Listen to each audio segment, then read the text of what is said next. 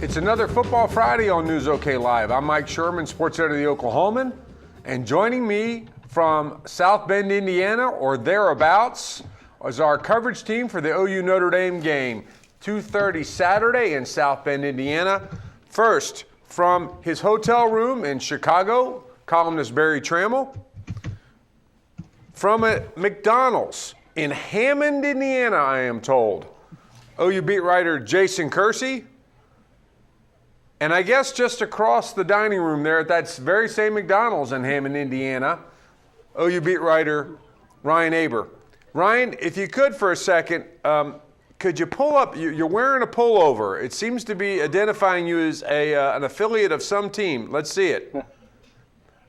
The Chicago Cubs. The Chicago Cubs. He's in good company there, up there in Indiana with other Cub fans. Of course, our OSU compadres, the coverage team of Gina Mizell, John Helsley, and columnist Jenny Carlson, they're on their way to Morgantown and won't be joining us, so this will be an all OU-Notre Dame version of the Football Friday Hangout. And Barry, let's start with you. You've spent most of this week in South Bend.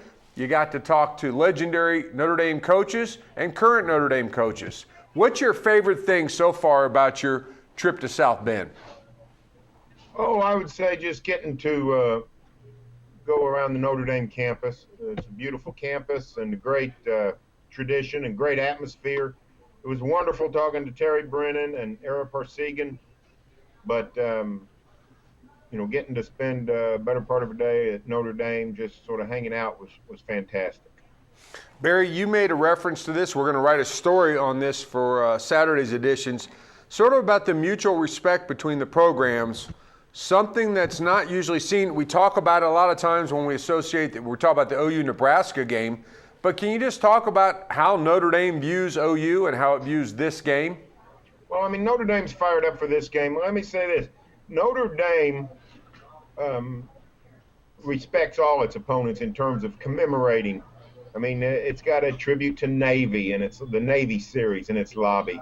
It makes a commemorative T-shirt for Michigan State and other opponents. But Notre Dame treasures history, I think, is the best way to say it. Now, in this game, what they do is they don't shortchange it. Like Oklahoma, they got the T-shirt this year. In fact, I think I'll grab it and show it to people. Yep. Here it is right here. Can you see this? Yeah, the Battle of Champions. The Battle of Champions, and then it gives you the combined national titles, the combined Heisman Trophy winners. So they do a really nice job. They do a really nice job of sort of celebrating the opponent. And, of course, with the Sooners, there's much to celebrate.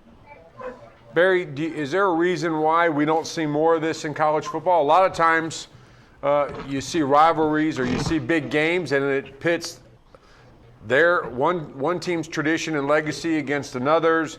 You see all kinds of sort of acrimonious or provocative stuff. Why can't it always be like this? It just, people, I don't think it's anything sinister. People just get caught up in their own stuff. It'd be hard to see It would be hard to see It'd be hard to see OU and OSU do something similar to this. Texas A&M, Auburn, Alabama. The one thing about Notre Dame, they don't seem to have a lot of acrimony for any of their traditional rivals. Navy, Michigan State, Southern Cal. Now, Michigan may be different. It'd be interesting to see, Michigan, Notre Dame. That series is going to end. Seems to be some bad blood there, but for the most part, Notre Dame really keeps things at a fairly humane level. Jason, Barry spent a couple days in South Bend. You're headed there. You're right outside there now. What are you most excited about getting to see when you get to South Bend? Well, I think it's just the campus and the football stadium and everything. I saw it once when I was younger on a family vacation. We drove through South Bend, and being a Catholic family, we stopped by the university and looked around. But I was pretty young, so I really don't remember it, and I don't think I appreciated it as much as I will this time. So I think just the whole campus and especially being able to see a game there is just going to be really, really exciting. Ryan Aber, I went on a baseball trip one time with Mike Baldwin and his brother. It was 1988, and we were in Chicago to see the Cubs and the White Sox. We then drove to Detroit. On the way, you pass South Bend, Indiana, and Mike Baldwin and his brother wouldn't stop on the way to Detroit or the way back to see South Bend, Indiana. I've never seen it myself. When the game was scheduled, I made a promise with myself that I would go, and I'm not there. You are. You're going to have to live vicariously. I'm living vicariously through you. Tell me what you're excited about, and you got some Notre Dame connections in your background. Yeah, I grew up watching Notre Dame in the Lou Holtz era, and just seeing the Golden Dome, seeing Touchdown Jesus, seeing everything that makes Notre Dame is just going to be fantastic. Really looking forward to it. I've been to Chicago a ton of times.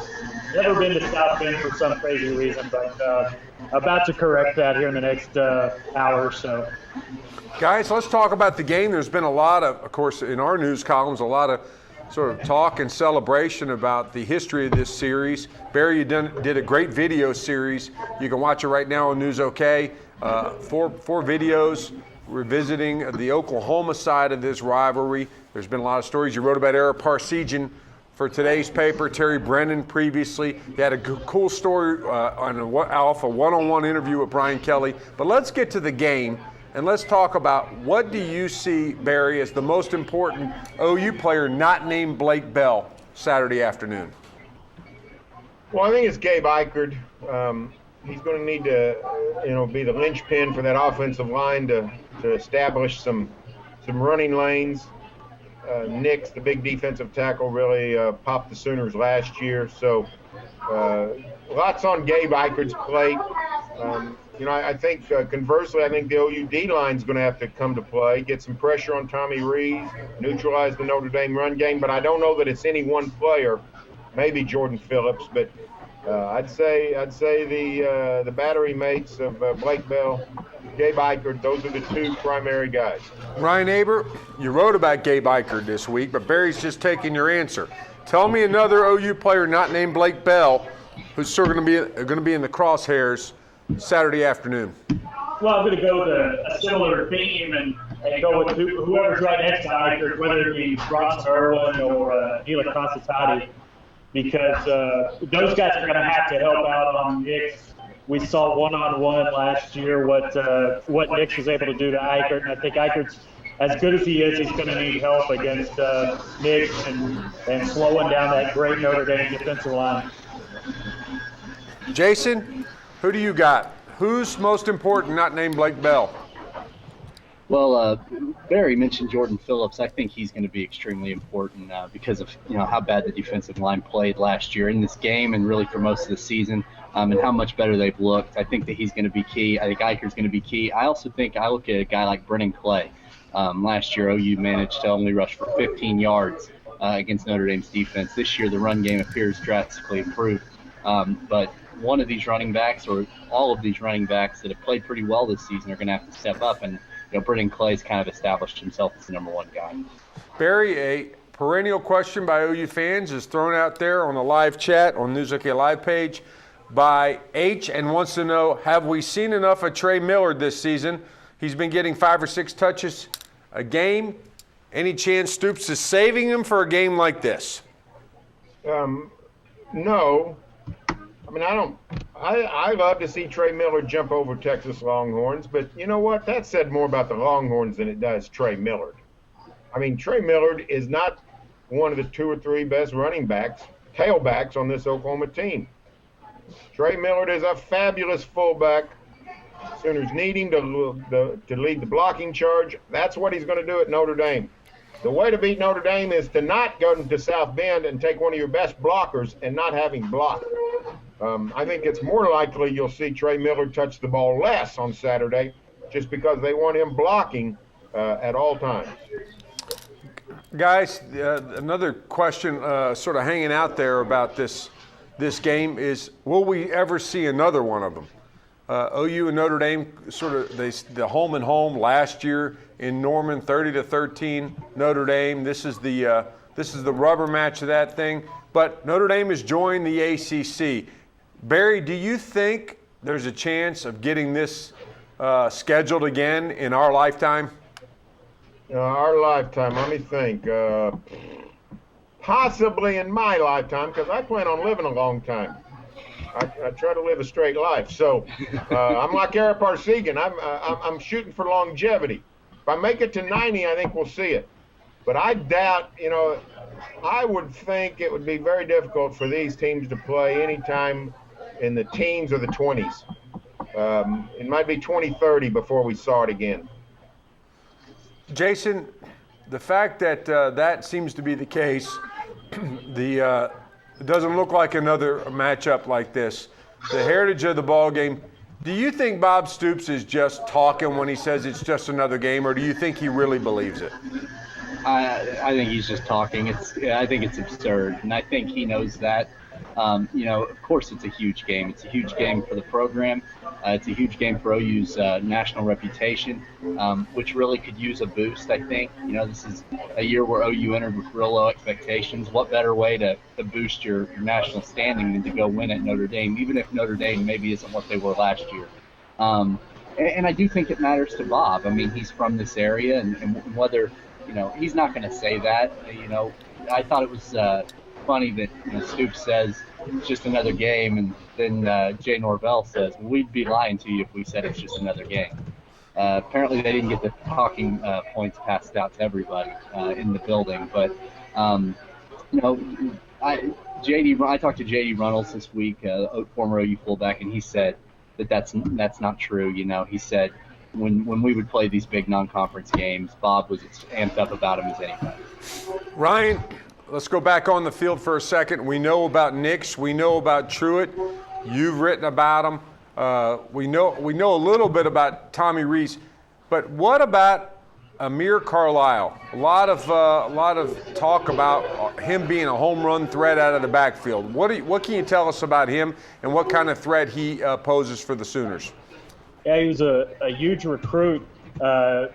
Came out for USC, was set out last year with some injuries, and just a really good back so far through 4 games, averaging just a shade under 5 yards a carry, and he's definitely going to be someone that the Sooners have to account for.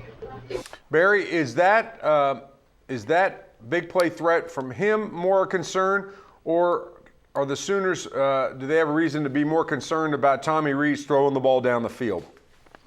Well, Notre Dame is not a sophisticated passing attack, in my opinion, but what they do is they do like to throw it downfield. And frankly, against Michigan State, they tried to isolate and get pass interference calls as much as a completion, and they got either 3 or 4. I forgot which it was.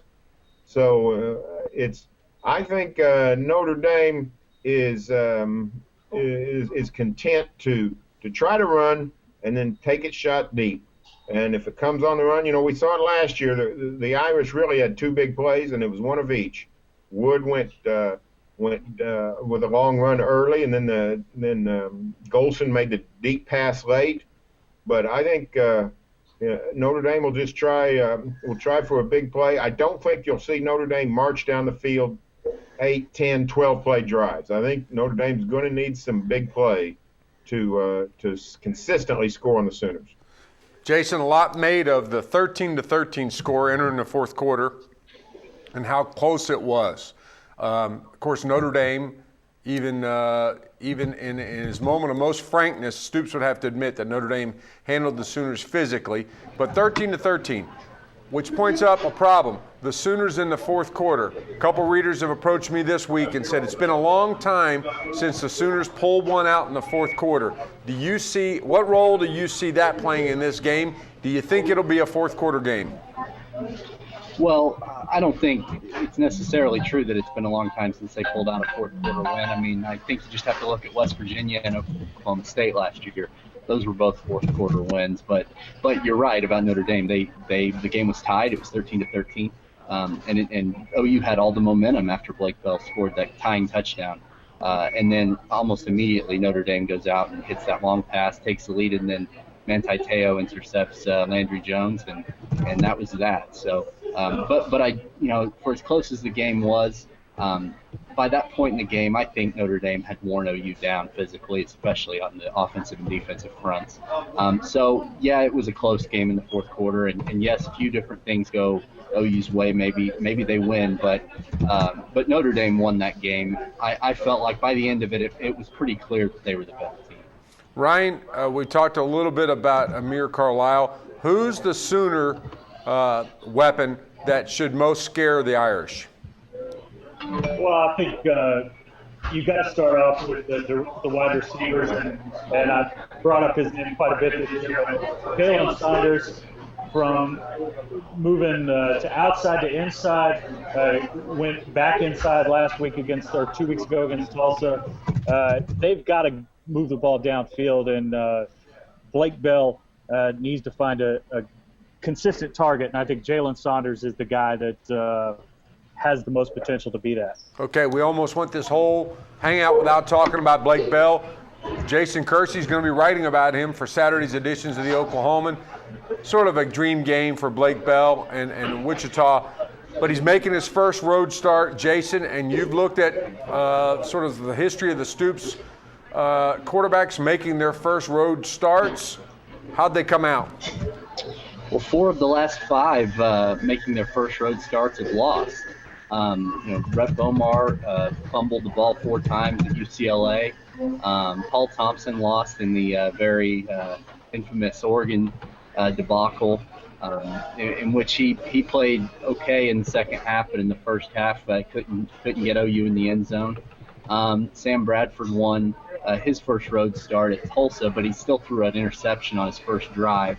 And Landry Jones lost his first road start at Miami as a freshman. And then you go back, Jason White tore his ACL in his first road start at Nebraska in that 1-2 BCS game in 2001. Nate Hibble and Josh Heupel both won their first road starts, but each struggled in them. So, I think every OU quarterback to a degree has struggled and made mistakes in their first road start. So, you would expect Blake Bell will have maybe a few of those moments, but he's certainly capable, I think, of leading OU to a win. Barry, do you give Blake Bell sort of dispensation on that? Do you think the fact that he has played in the Belldozer package in these big road games, Kansas State, other places, does that help him a little bit Saturday in South Bend? A little bit. Not much. Here's the deal. When you're in the Belldozer, it's downset hike football. Take it and you decide whether to run behind the guard or the tackle. Not really a lot of decision. It's just sort of instinct, toughness. When he's out there Saturday, he's going to have 15 decisions to make every 5 seconds. It's a totally different thing. I don't think the Belldozer experience is going to have any factor on this. Sooners would be much better off if Blake Bell had 6 games under his belt rather than just 1. Guys, we're headed to the home stretch of this. In fact, this will be the last question. So I'll ask you to explain your pick. You made your pick Thursday in the Oklahoman. Explain why you made it that way. We'll start with Ryan Aber. Who'd you pick and why? I've said for most of the last 6 months that I was going to pick Notre Dame in this game, but after watching 2 weeks ago when OU, the way that the offense opened up against Tulsa, and then watching Notre Dame that same day struggle with a bad Purdue team, I'm going to go with OU 27-21 in this game. I think Notre Dame is very physical on the lines, but OU is more physical than they were last year, which helps them hang in the game later. Doesn't wear down for a big fourth quarter the way we saw last year in Norman. Jason, you get to explain your pick and tell us about Barry's. I'm trying to remember, but we just lost him. Who'd you pick? Who'd you pick and why? I'm much like Ryan said. I spent virtually the entire off season saying that this was a game OU was absolutely going to lose, and then here I went and changed my mind. I picked OU 28-21 after the way that Blake Bell played against Tulsa. I know it's Tulsa and I know it's at home and I know that's different, but he demonstrated an ability to run the full offense. Am I still there? Yeah, I'm still listening to you. Keep going. Sorry, my screen went blank. He demonstrated an ability to run full offense, and OU's run game looked much better. Their defense looked much better than last year. And like Ryan said, Notre Dame struggled against a really, really bad Purdue team. And I think also you add to the fact that now they have the more stationary quarterback in Tommy Rees as opposed to the more mobile guy who I think may have given OU more problems was Everett Golson. And without him, I think OU will have a little bit easier time managing that offense. A long explanation for Jason after making 3 disclaimers about Blake Bell's first start. Berry, your pick and explain it. I'll need to tell Berry we can't make him out. He needs to unmute his computer, I think. Try that, Berry. Oh, still muted. Try again, Berry. Well, for the lip readers among us, you probably got a little bit of Berry's pick. For the rest of us, you can read it in the Oklahoman. Jason, remind us, who did Berry pick? Do you remember? He picked the Irish. Berry picked the Irish. The consensus of our staff went to the Irish. I picked them, so a slight edge to the Irish. That's all for this edition of the Football Friday Hangout on News OK Live, but you can stay with the best coverage team every day at News OK and every morning in the Oklahoman and read what these folks had to say about the game Saturday and Sunday's edition of the Oklahoman. Thanks.